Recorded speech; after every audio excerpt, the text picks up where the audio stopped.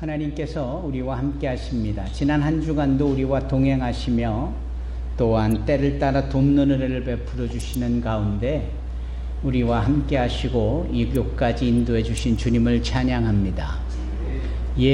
날이 여느 때보다도 훨씬 무덥고 또 계절이 확연하게 바뀌어서 이제는 열대성 기후처럼 소나기가 하루에 한두 번씩 꼭 오는 모습인 듯 싶습니다. 체질이 바뀌어져야 이것도 익숙해질 텐데 그러지 않으니까 어려운 거고 힘든 거고 뜻모를 피곤함과 그리고 여러 모양으로 기진맥진할 수 있는 겁니다. 지혜를 모아서 잘 대처하고 또 이럴 때일수록 주님 오실 날이 심히 가까운 end time of God, 하나님의 때가 되어졌다라는 사실을 인식하면서 우리가 정신을 차려야 할 줄로 압니다. 그냥 눈 감으면 코 베어간다 이런 말이 있잖아요. 옛날 서울의 상경한 시골 사람들이 그런 얘기를 듣고 코를 꼭 붙잡고 다녔다잖아요. 그런 얘기 들어보셨어요? 우리 어린 자녀들은.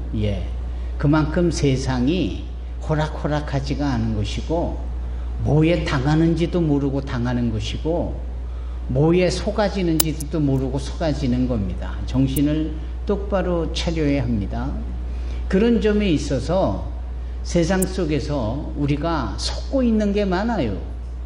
겉으로 보기에는 그럴싸하고 멋진데 그 알맹이를 자세히 들여다보면 온갖 가짜배기 투생이고 진짜를 뒤틀어버려서 현혹시키는 게 너무 많습니다. 그런 일은 주로 사단이, 아니 주로가 뭐예요? 항상 사단이 하는 짓거리 아닙니까? 이제 아담과 하와를 선악을 알게 하는 나무의 실과를 먹지 마라, 먹는 날에는 정령 죽으리라. 그렇게 하나님 말씀하셨는데 그것을 유혹의 도구로 삼고 결국은 거짓말을 하여 현혹시켜서 결국은 죽을까 하노라, 죽을 수도 있겠을까, 그럴까까지는 없을 것 같은데 오히려 네 눈이 밝아지는 것 같은데 라며 결국은 하나님의 말씀에 불순종하게 만드는 것이 이게 사단의 역할이고 기능이고, 그래서 늘 입만 열면 거짓이고요. 그래서 요한복음 8장에 따르면 거짓의 아비다 이렇게 말합니다. 정신을 똑바로 차려야지. 진짜 같은데 사단에 의하여서 조작된 게 너무 많은 거예요. 영적으로 코베어가는 모습들을 우리가 얼마나 많이 당하고 있는지 모릅니다. 그제 그 올림픽이 시작되어져서 개막식도 있었고, 여러분 그 개막식을 보셨습니까? 멋있었다라고 말들을 할 수 있지만 그 상황을 자세히 보면은 정말 죄가 난무하여서 하나님이 싫어하는 일만 골라서 했구나 라는 생각이 드는 거예요. 그 대표적인 것이 남성과 여성을 혼합해서 퍼포먼스에 동원했고, 동성끼리의 모습을 태연자약하게 가정을 이룬 모습으로 보여주며 퍼포먼스를 했습니다. 그 대표적인 것 중에 하나가 우리 주님께서 소위 세족식과 더불어 마지막 그 만찬을 행하시고 그리고 성찬을 베푸셨던 소위 레오나르도 다빈치가 그린 그 최후의 만찬의 그림을 우리는 모두가 다 알잖아요. 그런데 그거를 형상화해서 그 예수의 자리에 여자가 앉고 거기에 별의별 사람들이 동원되고 어린이도 있고, 어린이가 있다라는 것이 나쁜 것은 아니지만 그 하나님의 12 제자를 통하여 말씀하시는 하나님의 말씀을 비틀어 놓은 겁니다. 그래서 제가 우리 교회 카카오 단체 톡방에 그 사진을 하나 올렸잖아요. 그 사진 위와 아래를 이렇게 비교해 보시면, 이야, 어떻게 그렇게 태연자약하게 거짓 것으로 하나님의 진리를 뒤틀어 놓았는가? 그리고 그걸 축제라고 하고 온 지구촌의 잔치라고 말하면 그게 과연 창조주이신 하나님 앞에 온갖 거짓것으로 포장하고 위선덩어리들처럼 뒤틀어 놓은 이 모든 부분들에 대하여서 그걸 과연 지구촌의 잔치라고 말하는 것이 타당할까? 참 악하구나. 갈수록 엉망이고 정말 정신 똑바로 차려야지 이거 보통 일이 아니구나 라는 생각을 가져봅니다. 그래서 요한복음 12장 말씀처럼 빛으로 향하여 걷고 빛 안에 있어요. 그래야 어둠 가운데에 휘둘리지 않는 겁니다. 이 갈라디아서 6장에 보면 하나님을 만홀히 여기지 말라 그래요. 여러분, 만홀히 여긴다라는 것은 하나님을 대상으로 속이지 마라. 하나님을 대상으로 사기치지 마라 이 뜻입니다. 하나님은 결코 속는 분이 아니시다. 너희가 무엇이든지 심는 대로 거둘 것이다. 이게 갈라디아서 6장 7절의 말씀인데 이러한 말씀들이 더 절대적으로 우리에게 필요한 말씀이 되는 거예요. 사랑하는 산소망교회 성도 여러분, 오직 예수님만이 진리이십니다. 그 진리를 믿는, 따르는, 동행하는 저와 여러분들이 어둠 것이 연출해내는 더러운 악한 사단마귀가 소위 만홀히 여기며 우리를 대상으로 사기치는 이와 같은 일에 현혹되지 말고 속지 말아야 합니다. 그러려면 빛이신 예수님 앞에 당당히 서기를 주님의 이름으로 축원합니다. 이 어두운 게 좋은 것이 아닌 거예요. 모든 음란한 것, 음침한 것, 더러운 것, 그거 가리려고 어둡게 표현한 것들, 이 어두운 곳에 가서 슬피 울며 이를 갈미 있으리라 말씀할 때 그 어둠은 사단의 그 속임에 열려져 있는 공간, 그런 곳에 나를 둔다라는 것은 여러분 쉽게 유혹되고 현혹될 수 있음을 의미합니다. 어느 공간을 들어가는데 어두침침하고 뭔가 서늘해 보이면 좋지 않은 곳입니다. 또 여기에 별개일 수 있겠지만 지저분해서도 안 되는 거예요. 좀 질서정연하게 청소도 따박따박 해놓고 안 쓰는 거 다 정리해서 다 나눠주든지 다 내버리든지, 그냥 어차피 하루에 삼시세끼 외에 또 먹을 수는 없는 것처럼 어차피 좋아하는 옷 하나 걸치면 그뿐인 것을, 입지도 않는 옷을 너무나도 여기저기 쌓아두고 정말 살아갈 수 있는 공간을 그렇게 스스로 침해받고 있는 어리석음은 이 질서를 놓쳐버리고 무질서하게 살아가는, 속으면서 사는 인생이 되는 거예요. 아마 이런 점에 있어서 우리가 정신을 차리면 아주 자그마한 부분부터 우리가 고쳐내야 될 게 아주 많이 있고요. 쉽게 있고요. 그 일을 우리가 잘 감당할 수 있게 되어지리라 믿습니다. 여러분 속지 마시기 바랍니다.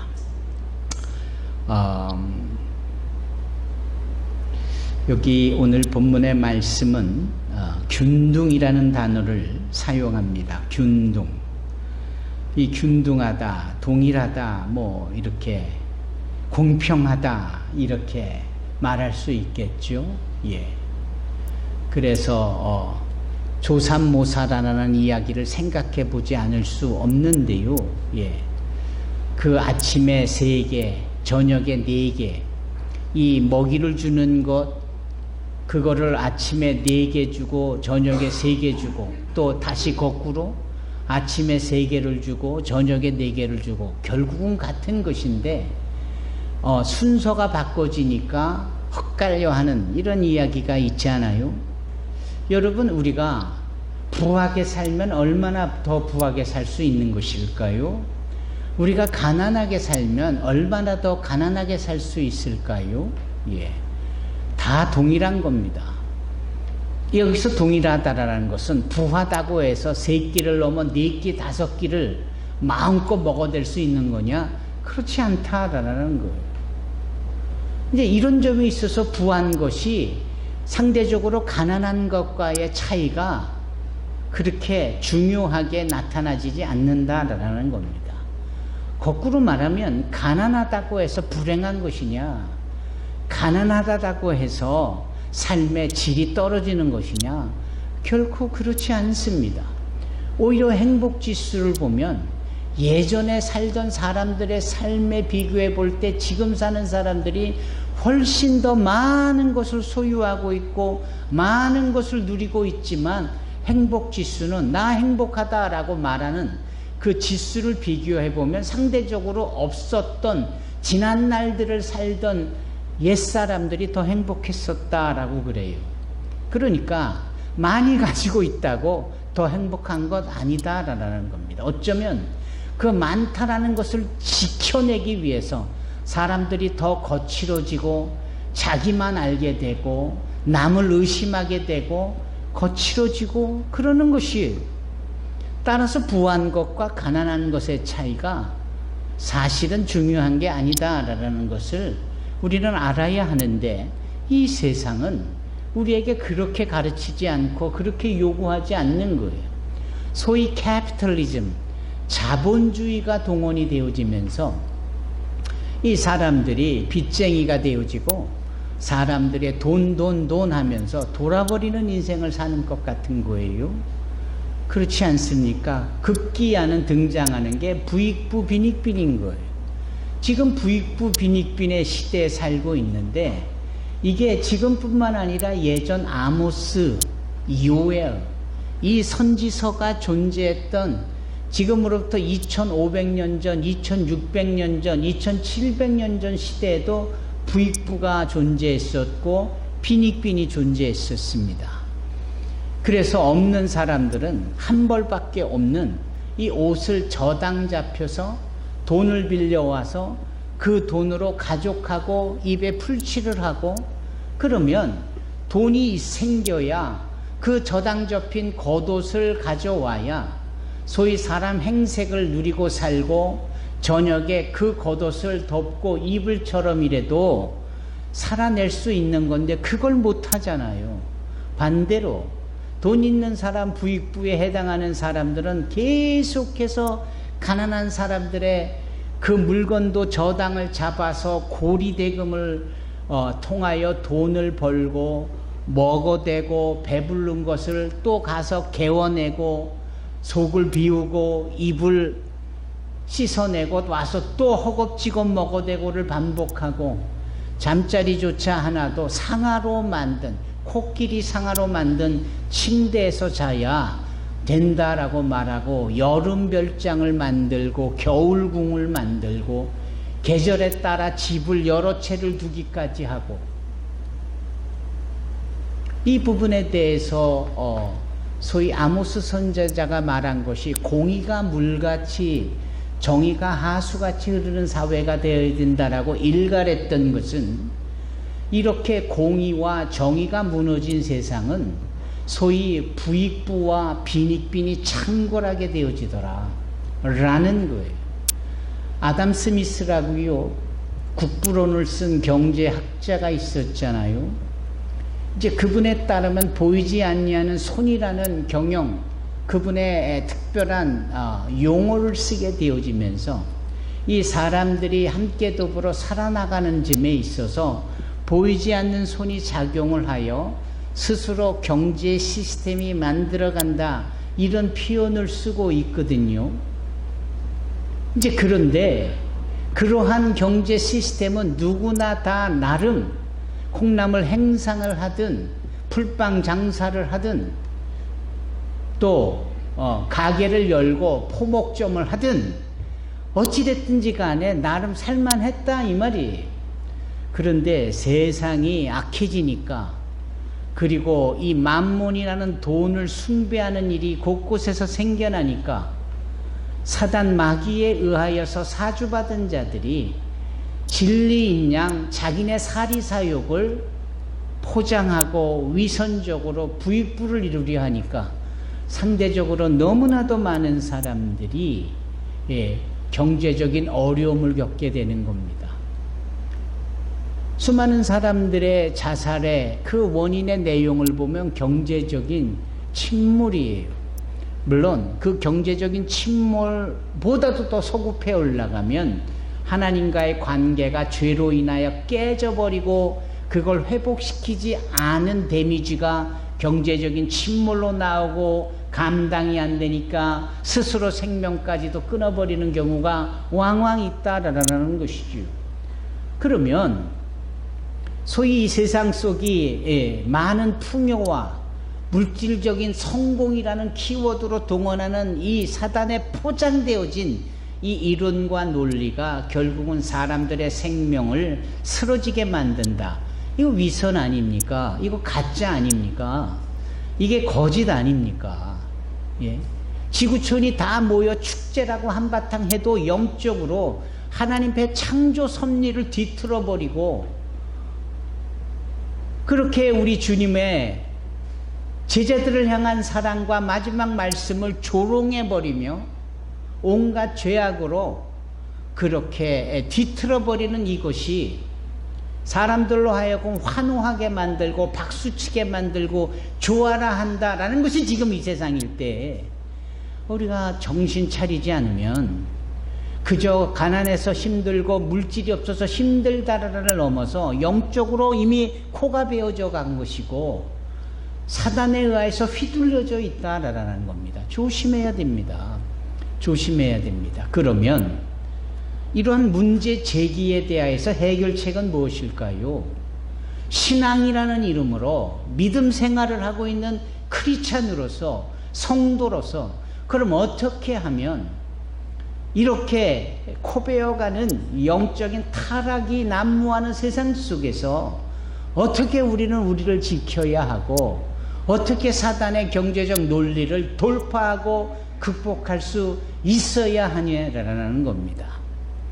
결국은 많은 경제학자들이 여러 가지 이야기를 합니다만 결국은 나눔이 있어야 되는 거예요. 나눔. 예. 여러분, 만몬과 하나님을 동시에 섬길 수 없다라고 주님이 말씀을 하세요. 예. 이 만몬과 하나님을 동시에 섬길 수 없다라고 할 때 또 다른 복음서에는 이 만몬을 아예 돈이라고 표현을 하지요. 돈과 하나님을 동시에 섬길 수 없다라고 해요. 결국은 돈이라는 우리가 필요하다라고 여기지는 이 물질은 결국은 영적인 힘이 존재하는, 그래서 그 영적인 악한 힘이 만몬신이다. 주님이 이렇게 정의해서 말씀하는 거예요. 따라서 돈 때문에 이게 결국은 때문에라는 이 단어가 어미가 뭘 의미하는 거냐? 만몬, 즉 사단이 우리를 조종하고 있기 때문에 이런 의미입니다. 사람들이 왜 이 세상을 살아가면서 없는 것 투성이라고 말을 할까요? 모든 것이 이렇게 풍성한데도 돈이 없다고 그래요. 한편으로는 시간이 없다고 그래요. 뭘 하자라고 하면 시간이 없대요.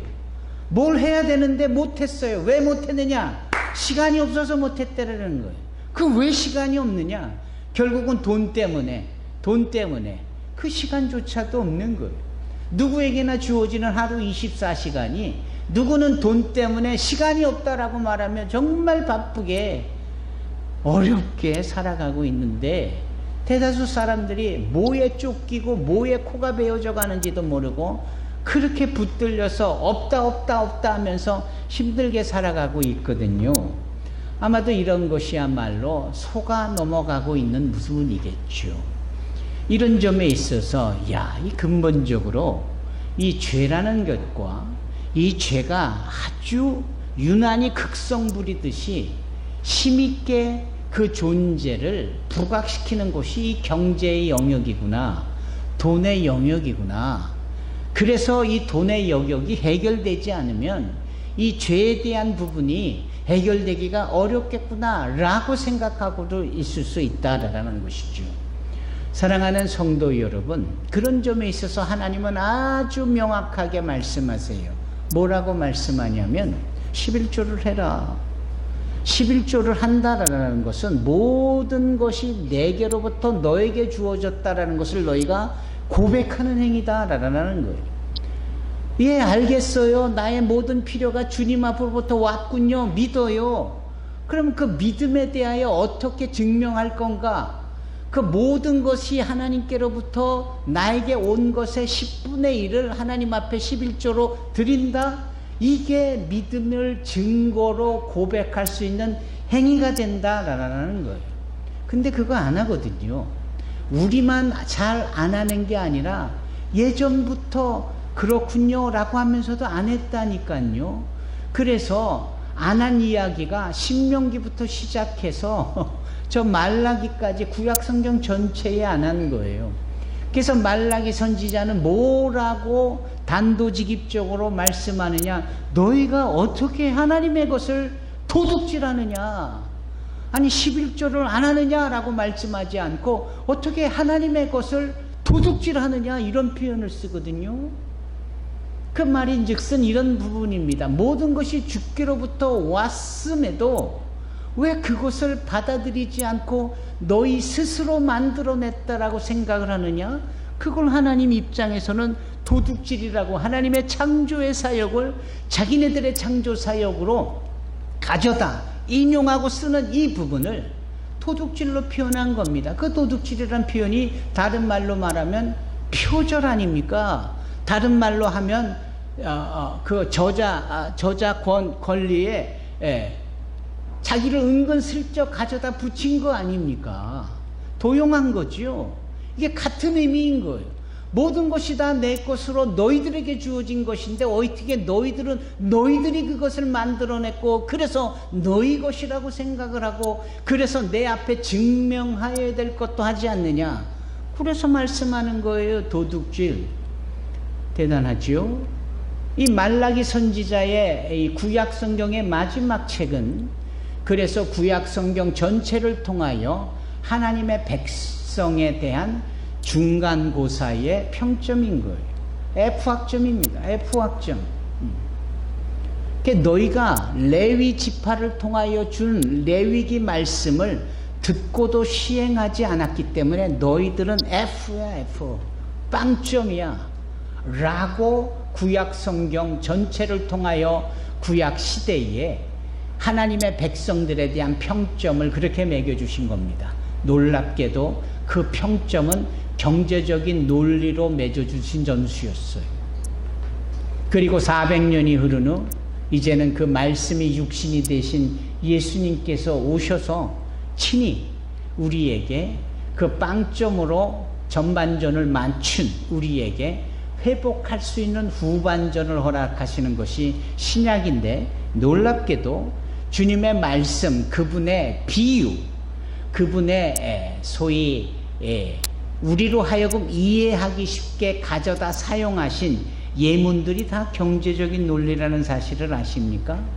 달란트 비유도 경제적인 논리인 겁니다. 결국은 뭐 씨를 뿌리는 비유도 옥토는 25% 4분의 1에 불과한 나무니 4분의 3은 결국은 씨앗이 자라지도 못하고 자라다가 그냥 말라버리고 새가 와서 먹어버리고 뭐 이런 식의 논리로 다 수학적으로 경제적인 논리로 우리의 신앙에 대하여 도전을 주시는 거예요. 이런 점에 있어서 우리는 하나님 앞에서의 제대로 된 영적인 신앙의 모습을 회복해야 되겠다. 그리고 그 회복에 대한 부분을 오늘 이 본문의 말씀을 통하여서 사도 바울은 나눔이라는 표현을 쓰는 겁니다. 나눔. 여러분 가지고 계신 것을 나눠 보셨죠? 예. 가지고 있는 먹을 것을 남에게 이렇게 나눠주는 그래 해보신 적 있으시죠? 그 나눔이 얼마나 소중한지 사도 바울은 나누라라고 말하는 겁니다.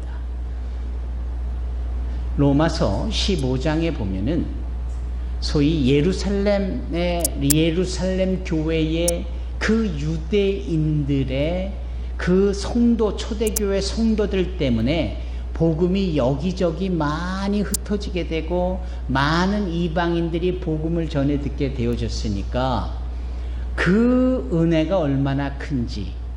그런데 그 복음의 시초가 되어졌던 예루살렘 교회가 어렵다고 하면, 야, 우리에게 은혜를 끼친 저들을 위해서 우리가 좀 십시일반 모아서 저들을 돕자 라는 취지로 나눔을 이야기한 게 로마서 15장 내용이에요. 그러면 오늘 본문도 결국은 같은 맥락인데, 오늘 본문의 말씀은 그것이 그들로부터 받았으니까 되갚자라는 차원의 나눔을 넘어서 또 다른 나눔인데요. 이렇게 말씀합니다. 다른 사람들은 편하게 하고 여러분은 어렵게 하려고 내가 나누자라고 하는 게 아닙니다. 오히려 그들도 우리도 동일하게 균등하게 공평하게 하려는 것이에요. 여기 14절에 지금 여러분에게 있는 풍성한 것으로 다른 사람들의 궁핍한 것을 채워주면 나중에 그들에게 있는 풍성한 것으로 우리도 궁핍할 때 채워지지 않겠습니까? 그래서 서로 균등하게, 서로 공평하게 될 수 있다라는 거예요. 있을 때 없는 사람들을 도우게 되면 우리가 없을 때 있는 그들이 우리를 돕지 않겠느냐. 혹시 우리는 도왔는데 그러면 그들이 돕지 않을 것을 걱정되고 염려되어져서 마음에 시험이 들까? 또는 그럴까봐 아예 사전에 그들에게 나의 것으로 나누지 않을까? 이런 거 아니라는 거예요. 여기 사도 바울의 이야기가 바로 공평, 균등 이라는 겁니다. 정말 이 사회에, 이 세상에 필요한 게 바로 이 단어예요. 그래서 부한 사람들은 자기가 가지고 있는 것을 자꾸 사회로 환원해야 합니다. 가끔 정말 시원하게 하는 뉴스가 들려지는 게 있는 사람이 가지고 있는 전 재산을 사회에 환원했다. 대단히 마음 시원한 그런 이야기지요. 누렸던 거, 가지고 있는 것을 그렇지 못한 자들에게 나누는 것, 흘려보내는 것. 여러분, 오늘날 사회학자와 경제학자들이 하나같이 공통적으로 말하는 것이 바로 이 나눔입니다. 그리고 그걸 받아들이기 위해서 큰 대기업과 같은 데는 사회복지팀을 만들어서 자꾸자꾸 사회에 환원하려고 하고 그래요. 그것까지는 좋은데 또 거기에 악한 생각이 들어가고 물질을, 세금을 피하기 위해서 세탁하려고 하고 기업주가, 경영주가 자기가 사유화하려고 그걸 그런 식으로 또 세탁의 방법으로 쓰기도 하고, 하여튼 잘하는 것 같으면서도 그 안을 들여다보면 온갖 악한 것이 난무하는 모습을 보는 겁니다. 이제 이런 점에 있어서 우리는 많이 없지만 그 많이 없는 것 가운데도 더 없는 사람들을 위하여 언제든지 나눌 수 있는 사람들이 될 수 있으면 좋겠다.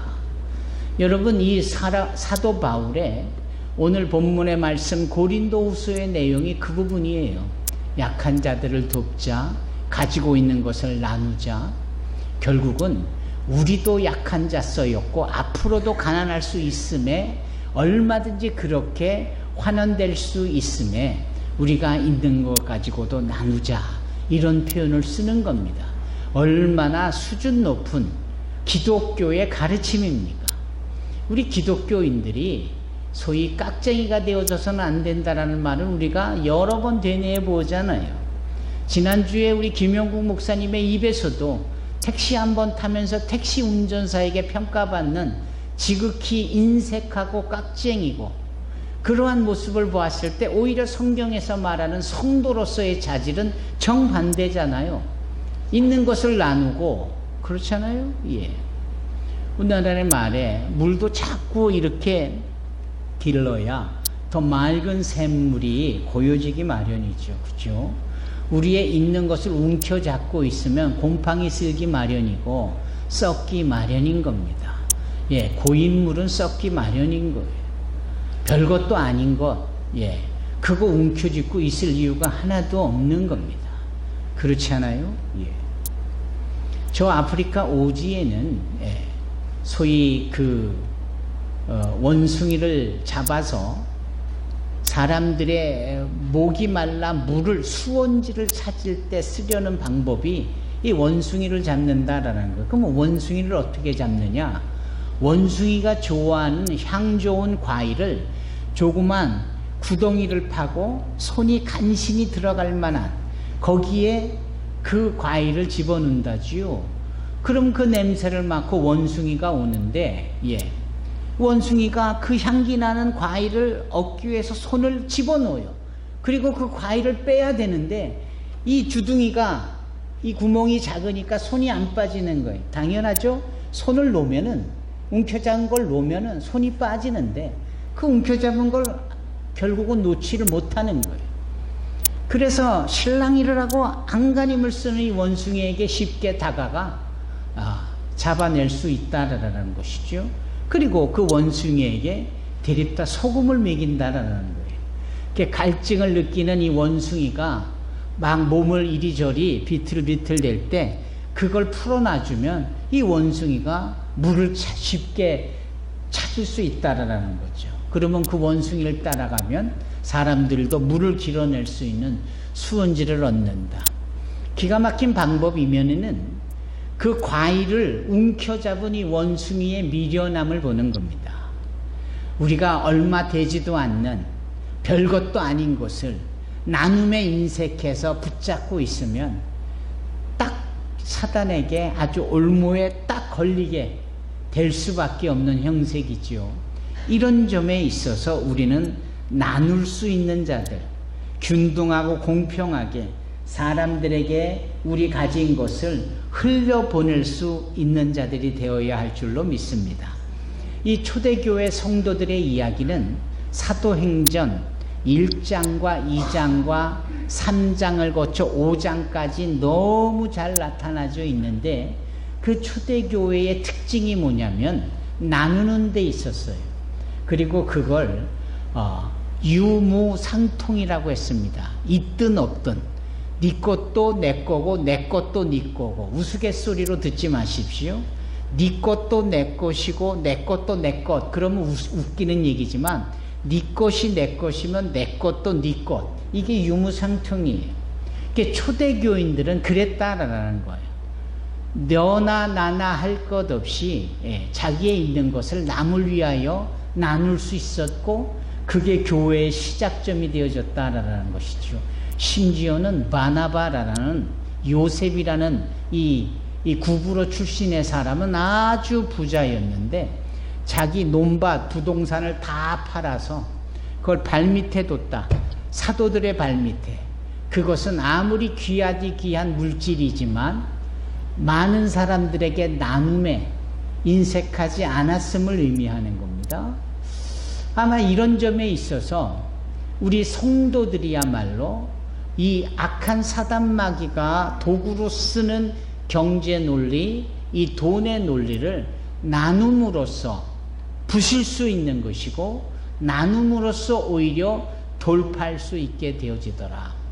사랑하는 성도 여러분, 그럴 때 부도 부가 아닌 것이고 가난도 가난한 게 아닌 것이라니까요. 출애굽기 16장을 읽어보면요, 어떠한 말씀이 기록이 되어져 있느냐면 이제 애굽에서 종살이 하던 이스라엘 백성들을 하나님께서 이끌어내시고 약속의 땅으로 인도하세요.